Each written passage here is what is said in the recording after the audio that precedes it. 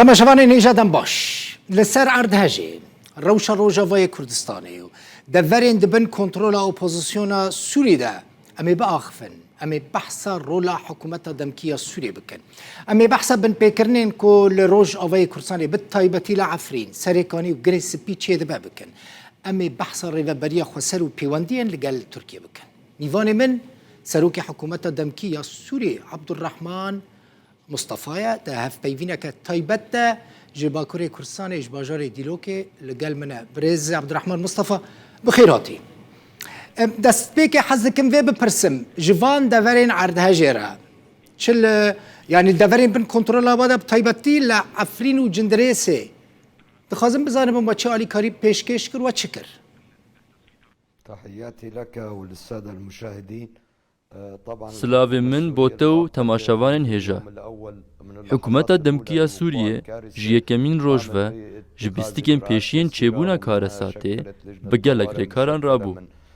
Êdî komîteyeke rewşa awarte damezrand. Ji berevaniya sivîl, yekeya hevahengiya piştgiriyê û wezaretên pêwendidar pêk hat. Me navçe weke navçeyeke lê qewûmî hejmart. û me banga xwe arasteyî cîhanê, neteweyên yekbûyî, civaka navdewletî û rêxistinên navdewletî û mirovî kir. Derbarê pêşkêşkirina alîkariyan ji bo kes û karên me yên lê qewûmî.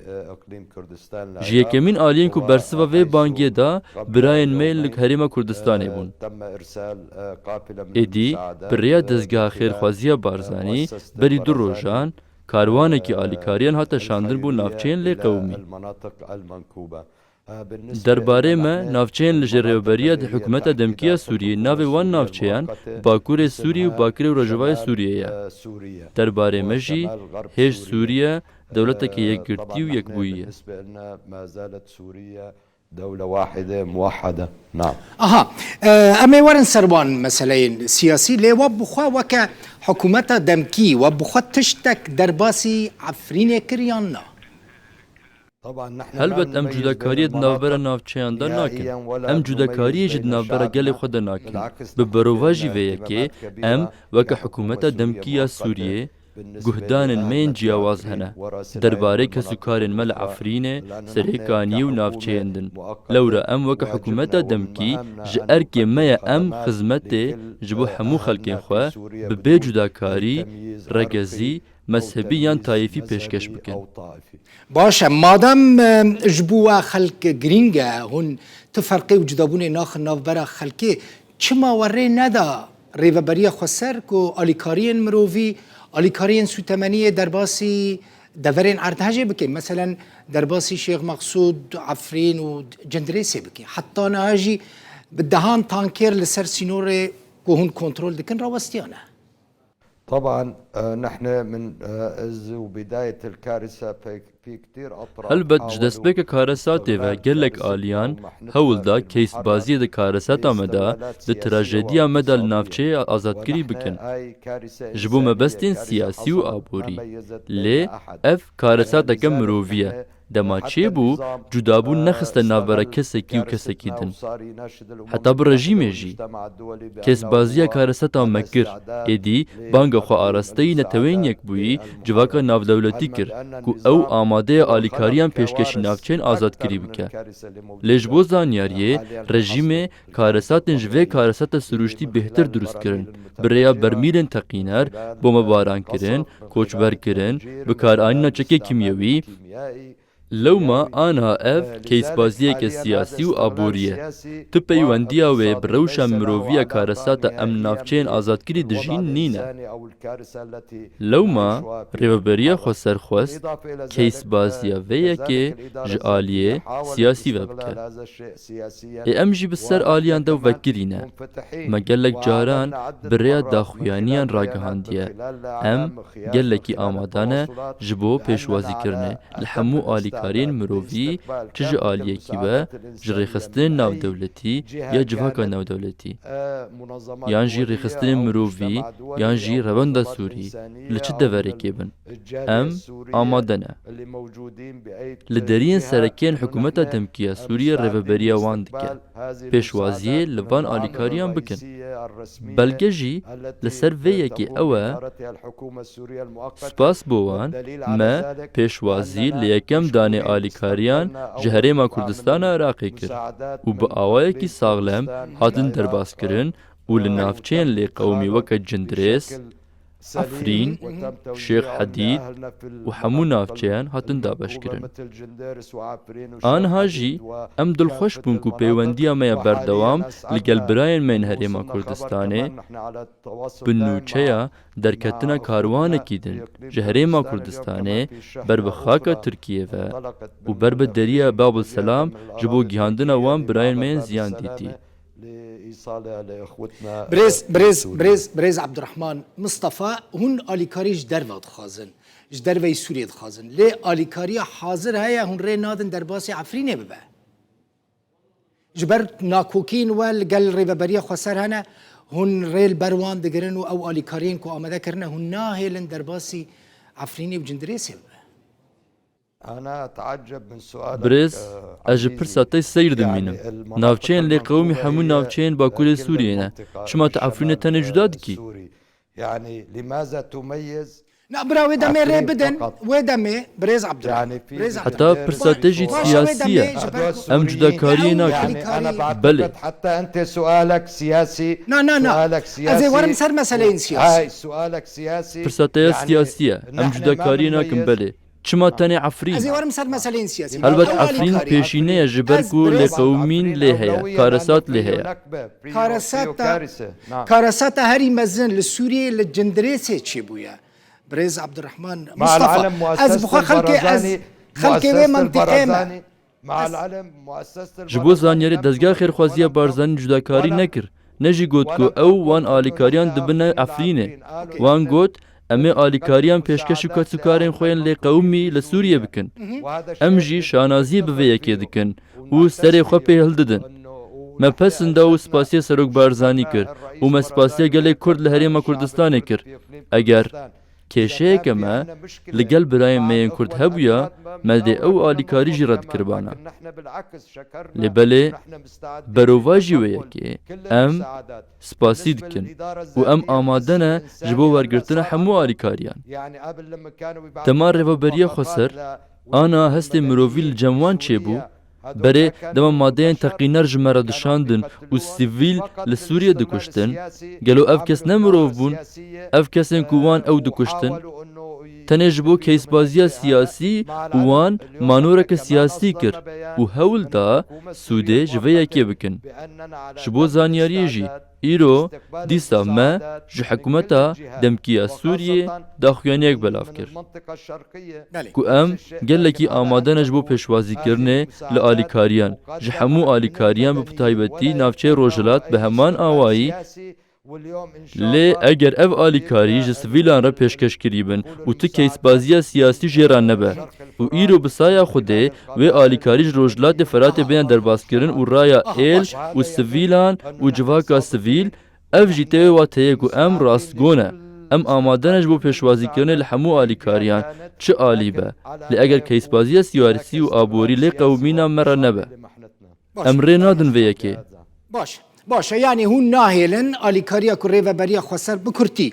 حاضر کریه ج روجهلات فرات درباسی دورن ارتهجه ببه بکرتی از اجبر کنک پرسیندم بکن بله تشتی از دبیجم اوکو عشیر ایل سویل و ریخستن جواکا سویل ین روجلات فراته و نافچه روجلات هنه ام آمادن پیشوازی لآلیکاری وان بکن و وان آلیکاریان بگیهینن و گیهاندن وان بو دورن لی قومی جی مسوگر بکن بمرجه کو با آوائه کی سیاسی و آبوری کیس بازی تیده نبه جچه آلیه کی به برز عبد الرحمن مصطفى ورم سر بشكي دنيا فيها فيفيني حكومتا دمكي كنت سروكي وي دستلاتا و لسر جروبين چكدار هيا يانا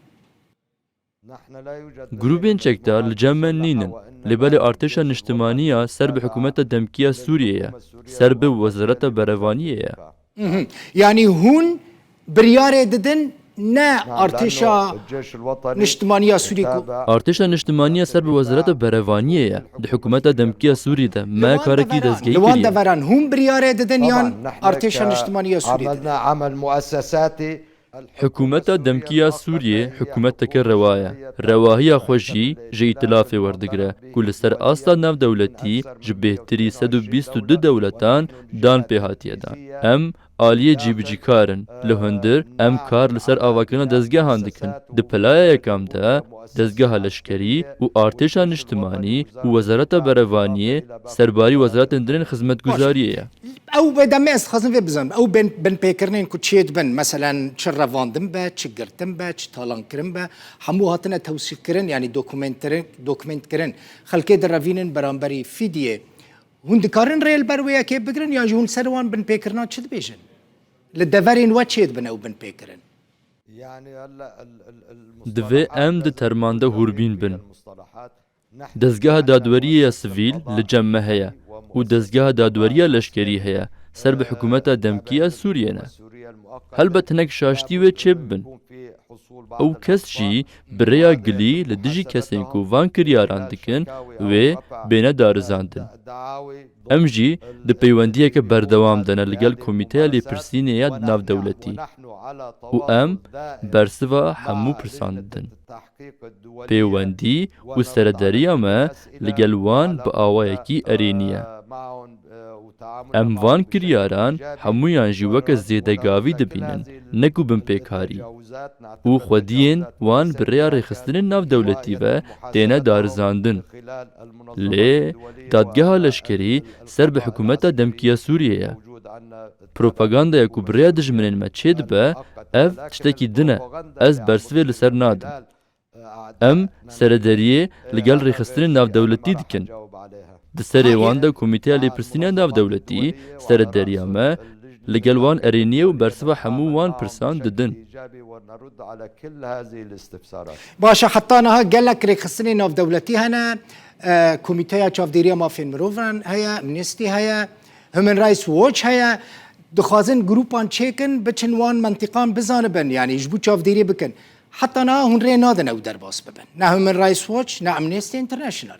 Ne çûna Efrînê, ne Serêkanî, ne jî girê spî. Em her roj behsa wê yekê dikin. Birayê hêja zanyarê te şaşin. Ne wallah. Yek kaş min re bêje Birêz Ebdirehman Mustafa. Ji min re behsa grûpeke navdewletî bike. لحتى الآن لا. معلوماتي من سدي صدر راستن جمرة بحثا جروبك هومن رايس واتش بك كوتشوية شافديريا مافين مروفان كريا لدفرين حكومتها دمكي تنه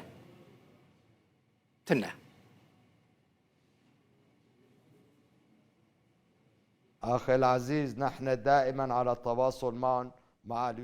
Birayê hêja em berdewam li gel wan di peywendiyê de ne. Li gel UNICEF, li gel Komîteya Lêpirsînê Navdewletî, li gel hemû rêxistinên navdewletî me ew vexwendin ku serdana navçeyên me bikin, serdana girtîgehan bikin, serdana dadgehê bikin, serdana her tiştî bikin. Lê heta niha nikarin derbasî navçeyên me bibin. Ji ber ku hîn jî ew dibînin hikûmeta rejîmê hikûmeteke reva ye. Divê erêkirinê ji rejîmê werbigirin ne ji me. Lewma ez dubare dikim navçeyên me bi ser hemû rêxistinên navdewletîn mafê mirovan re vekiriye. Her wiha em bi banga Cenevê re alîkarin. Derbarê rahênankirina endam û fermandarên me navçeyên azadkirî di nav artêşa niştimanî de. Derbarê prensîbên navdewletî û mafên mirovan. Hûn Pêwendiya me ya berdewam li gel UNICEFê heye. Derbarê leşkerkirina zarokan em bi awayekî mezin alîkarin. Lê zanyariyê ku te got qedexekirin ne ji hikûmeta demkiya Sûriyê ye. Lêberê ji hin aliyên din e. اللي او جهات اخرى تدبيجي از بحثا منطقين بن كنترولا ودا كمنا بحثا منطقين بن كنترولا ريبا بريا خسر دا ناكم يعني جهه كهون لي حكم ذكر برسا كدن بريز عبد الرحمن هون هبونا تركيا للسوري وكهذا كداغير كرب ناف دكن يانجي هبونا تركيا للسوري تشوا دبينن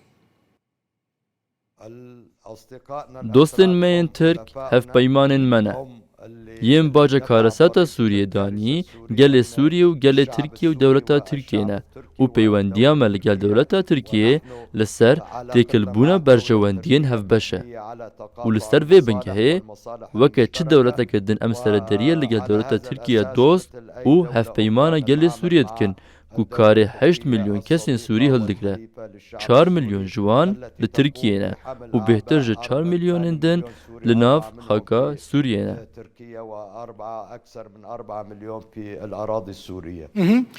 جوهرتنا ديموغرافيك هرمين كو تركيا لينا تشيد با زماني تركيا هما بيجا بويا زماني كي فرمي لشونا آلين سوري آلين تركيا هنا لشونا سروكين سمبولين تركيا اللي دبستان هاتنا بلند كرن شل عفرين شل سريكاني جنديرس والباب مثلا جرابلس عزاز دوی چاوه بینی تو وقت سروک حکومت دمکیه سوریه پرین لیره یا سوریه دی نامشه لیره یا ترکیه زمان فرمی دی بویا زمان ترکی دوی چاوه بینی بريز عبد الرحمن مصطفى يعني المنهاج الذي يدرس في المناطق المحررة ريبازا كل نافچين آزادگیری تداين ريبازا حكومت دمكية سوريا اگر ريبازا كل ادلبه يعني ريبازا لجرابلسه يعني لعفرينه يعني لسريكانيه يعني غريسبيبه همان ريبازا حكومتا دمكية سوريا تنه ما زمان كردي اللي زيدا كريا لدبستان كبراين من كرد بپرانيا گلك لهنا وكا عفرين و نافچهندن لو ما گوهارينا ديموغرافي نج دولتا تركيا يانجي حكومتا دمكية سوريا چيبويا گوهارينا ديموغرافي او بو ياكو رژيم و هسده پیرابون دما پیکاتین دن کوچبر کرن دوان دجی کردن کو بوان رج آلی سیاسی و ناکوکن او جناوچین خو هاتن کوچبر کرن دست لسر مال و ملکن وان هات دانین لو ما اف ادعایم ببنگهن ببرواجی و یکیجی 4 میلیون کوچبرین کوله جمع هنه لناوچین آزاد کرینه گلو حکومت دمکیه سوری او نچار کرن که بینوان نافچین باکور یان باشا ما تزاني بريز مصطفى یان هن آلین دن هنه جدیرا زوره ببوره برای هجا لمن گوداری بکه بهلا از گوتنا خو بسری بکم کسیش دیرا زوره جنافچه روجداد کوچبر بون کی او کوچبر کرن برا و کسو کارن مین نافچین منه كوجرقة غريسبي وحسكي كوچبر بون قالو حكومة دمكية سوريا او كوچبر كرن يانجي دولتا تركيا او كوچبر كرن وبگوهرين ديموغرافي رابو يانجي رژيمه او دستلاتن دفاكتو آجان داين خود سپينن وبگوهرين ديموغرافي رادبه چه کسی نب سياستوان ربه جبري لبرچاف گرتنا اولي يان نتوه يان نجاداوي آنگو کسی کرد ترکمن عاشوری عرب جی کوچ بردکن به پلای یکم ده کسی کرد کوچ بردکن باشه اوی دمیت سر عفنیت شد بیجی که کردی دا نمانه دمالین کردان دا عرب هاتنه بجی کرن چکدار هاتنه بجی کرن مالباتین چکداران هاتنه بجی کرن سدی 100 کرد بونه ها سدی 25 30 کرد مانه یندن همو بونه عرب سرکانی جروها گریسپی جروها برای هجا جی 11 سالان و ام در روش نگلکی آورته دجین بسدما روش آبوری بسدما رخستن تروری بسدما بومباران رژیم دوی گوهرتن دورن ولاتین سوری ده بکرن ها یعنی کرد مالی وان ورم بدرخستن عرب مالی وان ده ورم بجی کرن حکومت دمکیه سوریه از دکارم تا پشراس بکم نا افتشت به یک جاری نینه لنافچین دنجی وکا میناک جرابلوس از نافچه جرابلوسه ما هر رگونده من ببین لی از بريز عبد الرحمن از کوبانه ما بنيره جبر پێویستیە جبر کۆچبەریە جبر برز عبد الرحمن مصطفى ما دام تجارة بلوسي ازارم اجي كوباني ما تاني جمع فرات ناف برامده يعني ام جيراني هفن ام ايه منطقينا ايه هريمينا بلكي اشتا باشتر به منطقه ناست که مجبر کو از دزانم يعني دم گوهرتنا که دموگرافی گلکی خراب هيا کرد جهن وانتنا قوتاندن درخستن عرب جهن وانتنا بجي كرم برسا كدن قريداي مجارة كدن هون وكا حكومتا دمكي او يا اوبوزيسيونا سوري هون جبو كردين سوري يعني كردين روجاواي كرساني چه مافان دخوازن دەربارەی مافان ئەم دبینن و گارانتیên دەستورê hebin دەستورا نویا سووریەیە پاشە ڕۆژێ هەموو مافین پێکهاتەیان di serê wan de pêkhateya Kurd û pêkhateya Aşûrî û pêkhateya Erebî misoger dike ku garantî ji bo mafê wan di destûrê de hebin di çarçoveya niştimaniya Sûrî de di çarçoveya dewleta Sûrî ya yekbûyî de هون يعني باش فهم نكر يعني وەکە ku em ji bo kesên Türkmen û Aşûrî û Ereb re mafan dixwazin ango em hemû di Sûriya Demokratîk de û pirjimar de ku mafên hemû pêkhateyên misoger bike dewleteke netayîfî bê li berçavgirtina ol yan nijada wan ya rêya wan ya siyasî Sûriye dewleteke ji bo hemûyan be هون فدرالي قبول دكن سيستمك فدرالي سوري قبول دكن ev biryar ne ez wê diyar dikim komîteya destûrî heye ku gelek geran li dar dixe nûnertiya opozisyonê û civaka sivîl û rejîmê têde heye di vê derbarê de danûstandin hene gelê Sûriye wê sîstemê diyar dike ne hikûmeta demkî ya Sûriyê hikûmeta demkî ya Sûriyê navê wê demkî ye ji bo birêvebirina navçeyê ye û pêşkeşkirina xizmetguzariyan e heta ku çareyeka siyasî li Sûriyê pêk pê li gorî biryarên navneteweyî li serê wan de biryara 2254 بله 2254 تشتكي دن كرد ناخوز ناوي العربية لسر سوريا هباش بركو كرد زاني نتويكي دن نعربن مثلا تركمان هنا آشوري هنا أرمني هنا لسوري تشد بيجي ناوي عربي لسر سوريا بمينا يانا يعني هذا توافقات ez li hevkirin birêya destûra nû ya Sûriyê dibînim navê dewletê sîstema dewletê maf cudakirina desthilatan wê birêya destûra nû bin ez bi sîfeta xwe de axifim ji ber ku ez ne di komîteya destûrî de me من حسكر نارينا تايا شخصي بزانبم lê ez daxwaz dikim ku Sûriye di pêşerojê de بريز عبد الرحمن مصطفى من حسكر نارينا تايا شخصي بزانبم وكا سروكي حكومة دمكية اوبوزيسيون سوريا nêrîna min e kesayetî بله weke serokê hikûmetê wê nêrîna min e kesayetî nebe ji ber ku ez nûnertiya hikûmeta demkîya Sûriye dikim û erkê min ew e aliyê hizmetguzariyê cîbicîkar e lê eger tu pirsê ji min bikî weke nêrîna min e kesayetî weke kesekî Türkmen helbet em hevnêrînin ku navê dewleta Sûriyê be عربي لسرتنا بي هذا رأيي كشخصي ev nêrîna min e kesayetî ye lê weke serokê hikûmetê ev yek gelê Sûriye bi giştî wê biryarê li ser bide عبد الرحمن مصطفى سروكي حكومة دمكي يا اوبوزيسيون سوريا برسا داوي بيك قوتني هون قبول دكن كو كردستان هيا وبشكي كردستان لسوريا نحن حاليا نحن ما جزأنا سوريا ولا عملنا aniha me Sûriye dabeş nekiriye û ne me herêm li Sûriyê çêkirine heta niha em Sûriye weke dewleteke yekbûyî dibînin û ev bunyatên ku hene bê bêne hilanîn û piştî dîtina çareya siyasî ya giştgir li Sûriyê li gorî biryarên navneteweyî ew bunyetî namînin em li gel hemû mafên birayên xwe yên Kurd û pêkhateyên dinin li Sûriyê ku hemû birêya destûran û beşdariyê di avakirina Sûriyeyê nû de dikin Sûriyeya paşerojê Sûriye dewleteke pirjimar û demokrat ku mafê mirovan li ber çavan bigire û cudabûna desthilatan lê hebe ئەم پشتگیریە vêyekê dikin dibe ku hevpeymanên me di opozisyonê de di îtilafa niştimaniya Sûrî de hevbeşên me ne ew jî Encûmena Niştimaniya Kurdî û Hevbendiya Serbixweyên Kurd in ew jî weke pêkhateyên din ku nûnertiya wan di destgehên opozisyonê de heye û daxwaza heman tiştî dikin em di vê derbarê de hevnêrînin. باش gelekî spas serokê Weke dezgehên opozisyonê kêşeya me li gel birayên me yên Kurd nîne. Kurd birayên me ne. Ji sedên salan em li heman navçeyên dijîn. Peywendiyên kesûkariyê di navbera me û wan de hene. Di navbera kesê Ereb û yê Kurd de, di navbera yê Tirkman û yê Kurd de, di navbera yê Kurd û tayfeyên din de. Lewma tenê ev propagandayek û Hesedê û PYD û PKK'yê pê radbine. نحن علاقتها وين بيتنا ام بحثا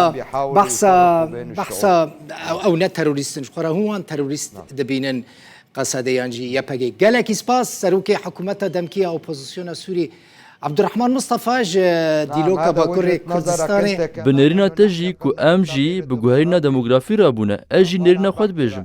باش گلکی سپاس سروکی حکومت دمکی اپوزیسیون سوری عبدالرحمن مصطفى Spas ji we re ez hêvî dikim tu hevpeyvînekê bi giştî belav bikî birîn te de nebe. حرف بحرف گوتن بگوتن تته بلاف کرن عبدالرحمن مصطفى سروکی حکومت دمکیه اپوزیسیون سوری جه با کوری کورسان اجدیرو که لگل مبوی قد خمان نخواه ام تجاران سانسوری ناد داناینن سر هفپیوینان و گوتنین میوانان تا چو گوت اوی حمو وره بلاف کرن سپاس بواجی تماشوان نهجاک و تماشا کرمالا وافا هر شاد